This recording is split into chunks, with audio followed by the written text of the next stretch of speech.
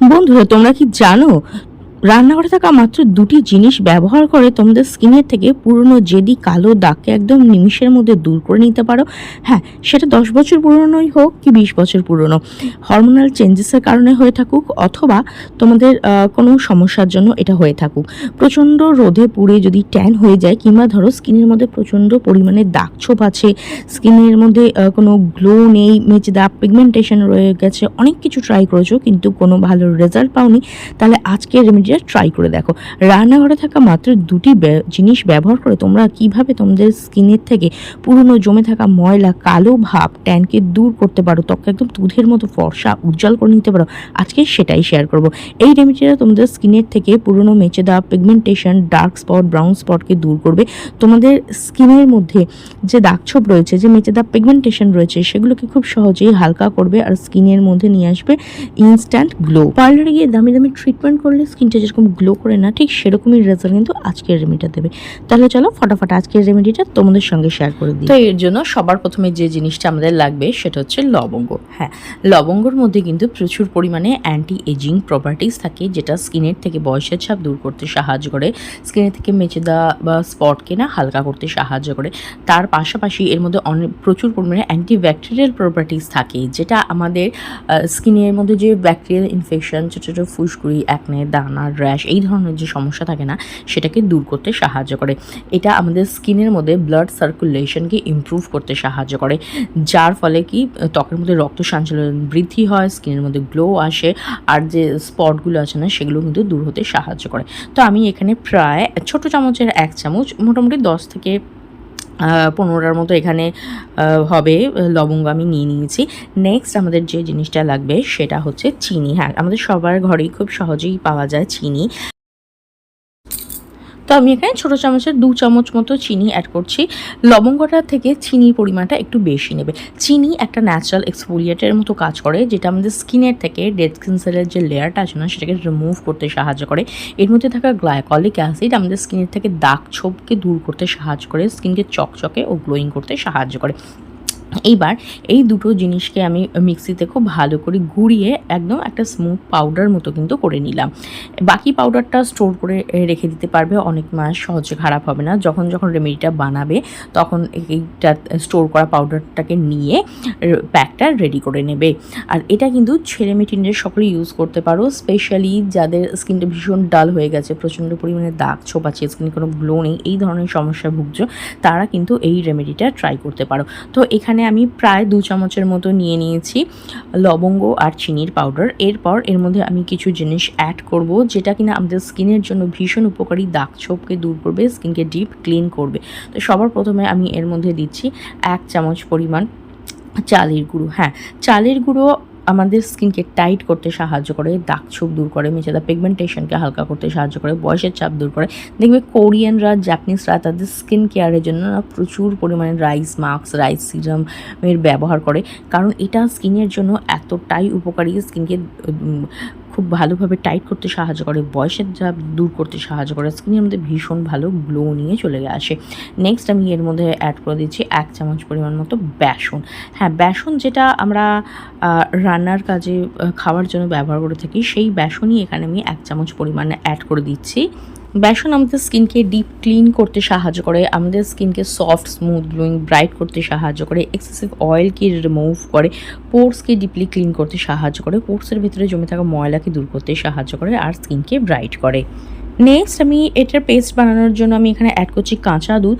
কাঁচা দুধ কিন্তু ভীষণ ভালো একটা ক্লেন্সারের কাজ করে, তার পাশাপাশি মিল্ক এনজাইম কিন্তু আমাদের স্কিনের থেকে দাগ ছোপ দূর করে, স্কিন টোনকে ইমপ্রুভ করতে সাহায্য করে, স্কিনকে ব্রাইট করতে সাহায্য করে, স্কিনকে গ্লোয়িং করতে সাহায্য করে।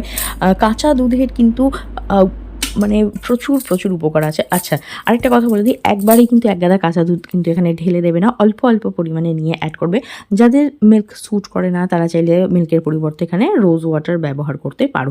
আমাদের একটা থিক, স্মুথ, ক্রিমি পেস্ট লাগবে, এর জন্য অল্প অল্প পরিমাণে অ্যাড করে করে না একটা ঘন পেস্ট কিন্তু বানিয়ে নেবে। খুব ভালো করে এটা মিক্স করে নিচ্ছি।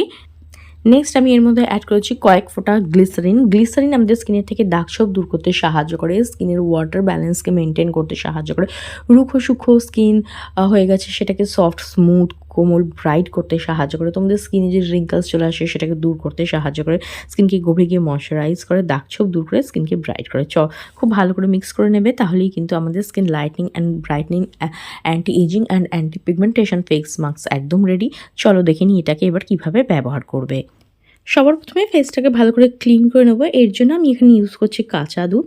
হ্যাঁ, র মিল্ক কিন্তু একটা ভীষণ ভালো ক্লেনজারের কাজ করে, স্কিনকে ডিপলি ক্লিন করে, পোর্সকে ক্লিন করতে সাহায্য করে।